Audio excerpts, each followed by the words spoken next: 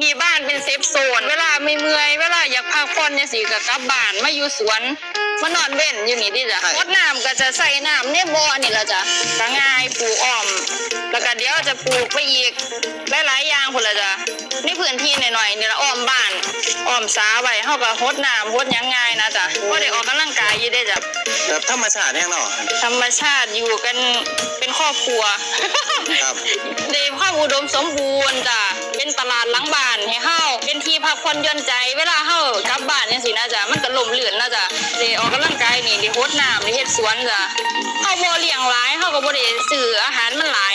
มีผักบุ้งผักตบให้มันได้อยู่ให้มันได้กินนำจ้ะบ่ต้องทาให้เฒ่าหรือว่าเกษียณแล้วจ้ะเฮาต้องเฮ็ดยามที่เฮามีแฮงลดรายจ่ายได้ดีค่ะ